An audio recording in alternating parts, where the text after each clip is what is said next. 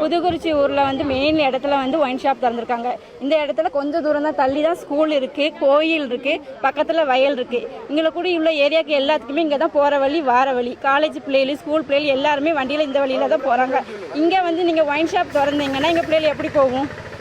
குடிச்சிட்டு வந்து ஒரு பிள்ளை வண்டியில் தான் வருது, ஒருத்தர் மேலே விழுந்துட்டான், அவன் போதையில் வந்து விழுந்துட்டான் அப்படின்னு காவல்துறை சொல்லும். அப்படி தானே சொல்லும். எங்களுக்கு இந்த ஒயின் ஷாப் வேண்டாம்.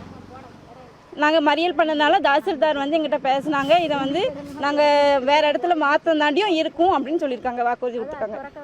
திறக்க வேண்டாம்னு சொல்லியிருக்காங்க. ஆனால் நாளைக்கு திறந்தா இருக்கும்னு அவங்க சொல்லலை, இருக்க மாட்டோம் சொல்லலை. நாளையிலேருந்து திறந்தா நாங்கள் வந்து போராட்டம் பண்ணுவோம். ஆமாம், நாளைக்கு திறந்தா கூட வாக்கபிள் டிஸ்டன்ஸ் தான் ஸ்கூல் இருக்கு. அதையும் தெரிஞ்சு எப்படி அனுமதி கொடுத்தாங்கன்னு எங்களுக்கு தெரியல. அனுமதி கொடுக்குற ஆளுக்கு தெரியாதா? இங்க கோயில் இருக்கு, வாக்கபிள் டிஸ்டன்ஸ்ல தான் ஸ்கூல் இருக்குன்னு தெரியாதா? தெரிஞ்சே எப்படி அனுமதி கொடுப்பாங்க? வருஷத்துல 6 கூட நடக்கும்.